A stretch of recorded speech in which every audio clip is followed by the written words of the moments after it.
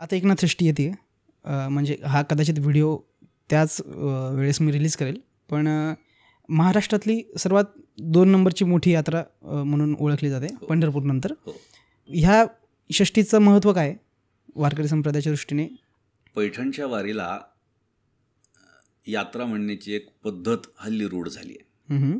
पण जत्रा यात्रा हे हौशा गौशा नवशांसाठी असते. पैठणची वारी हा शब्द महत्त्वाचा आहे. म्हणून एकनाथ षष्ठीची वारी, पैठणची वारी असा उल्लेख खरं तर व्हावा. पंढरपूरच्या नंतर पैठणच्या वारीचं महत्त्व आहे, कारण पंढरपूरला 12-13 लाख भाविक हे पंढरपूरला आषाढी एकादशीच्या दिवशी जमतात आणि वारकरी संप्रदायातला तो सर्वोच्च अशा पद्धतीचा उत्सव असतो. महाराष्ट्राच्या कानाकोपऱ्यातून बाहेरूनही लोक येतात. त्या खालोखाल जर आपण बघितलं तर पैठणमध्ये 7 ते 8 लाख भाविक एकनाथ षष्ठीला पैठणला येतात. संख्यात्मक दृष्टीनं जर विचार केला तर दुसऱ्या क्रमांकाची मोठी वारी ही पैठणचीच आहे हे सिद्ध करण्याची गरज नाही, त्याची संख्याच आपल्याला ते सिद्ध करून दाखवते. कारण काय आहे?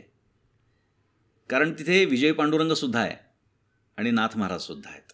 पांडुरंगही आहे आणि एकनाथ महाराजही आहेत. या दोन्हींचं एकत्रीकरण, खरं तर एकनाथ महाराजच पांडुरंग आहेत. त्यामुळे पैठणची वारी आणि नाथ महाराजांचं जे कार्य आहे, समाजातल्या प्रत्येक स्तरातल्या लोकांच्यासाठी नाथ महाराजांनी लिखाण करून ठेवलं आहे, प्रत्यक्ष कार्य केलेलं आहे. आणि म्हणून एकनाथ महाराजांच्या कार्यामुळे, त्यांच्यावरती असणाऱ्या श्रद्धेमुळे, त्यांच्यावरती असणाऱ्या भक्तीमुळे भानुदास एकनाथच्या गजरामध्ये अख्खं पैठण दुमदुमून जातं. त्यामुळे पैठणच्या वारीचं हे आगळं वेगळं महत्त्व आहे. आणखी वेगळेपण जर एकनाथ महाराजांच्या या वारीचं सांगायचं झालं तर गोदावरीच्या वाळवंटामध्ये आजही फड भरतात.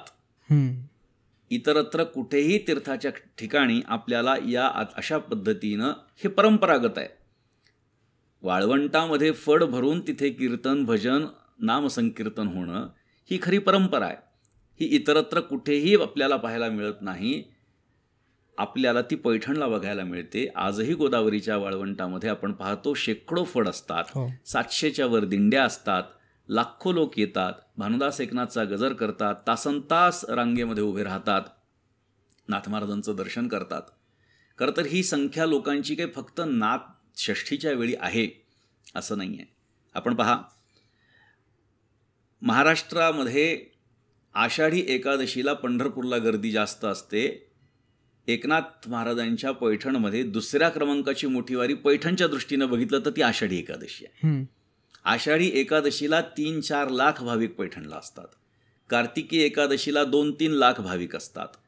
प्रत्येक शुद्ध एकादशीला 1-1.5 लाख भाविक पैठणला असतात. प्रत्येक वद्य एकादशीला 50-60 हजार भाविक पैठणला असतात आणि दररोज 5-10 हजार लोक भाविक नाथ महाराजांचं दर्शन करून जातात. म्हणजे फक्त एकाच दिवशी सगळा मॉब येतो किंवा सगळे भाविक येतात असं नाही. ते येत राहत आहेत कारण पैठणची वारी ही परंपरेची वारी आहे.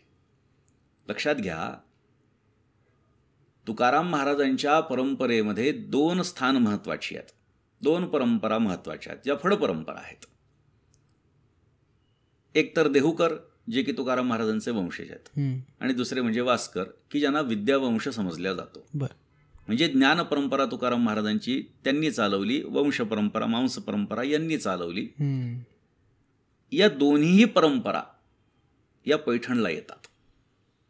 पैठणचं महत्त्व लक्षात घ्या. केवळ 4 दिवस आधी तुकाराम बीजेचा उत्सव देहूला होतो, परंतु ही मंडळी तिथे न जाता पैठणच्या वारीला येतात. त्याचं कारण काय आहे की ह्या वारीची परंपरा आहे. फड परंपरा ही परंपरा टिकवण्याच्या दृष्टीनं अत्यंत महत्त्वाची समजली जाते. ज्या अर्थी फडामध्ये एखादी गोष्ट चालू आहे त्या अर्थी तिला काही 100 वर्षांची परंपरा आहे हे सिद्ध करण्याची सुद्धा गरज नसते. एवढी अव्याहतपणे ही चालत आलेली असते. म्हणून तुकाराम महाराज सुद्धा नाथषष्ठीची वारी करायचे पैठणची हे त्याच्यातून सिद्ध होतं. निळोबाराय सुद्धा नाथ महाराजांचे महिन्याचे वारकरी होते आणि त्यामुळेच त्यांना नाथ महाराजांचं चरित्र मोठ्या प्रमाणात माहिती. त्यांनी अभंगसुद्धा नाथ महाराजांवर खूप मोठ्या प्रमाणामध्ये लिहिलेले आहेत कारण ते पैठणचे वारकरी होते. आणि पैठणला आल्यानंतर नाथ महाराजांच्या चरित्राचं चिंतन व्हायचं आणि त्याच्यातून हे अभंग प्रस्फुटित झालेले आहेत असं आपल्याला पाहायला मिळतं.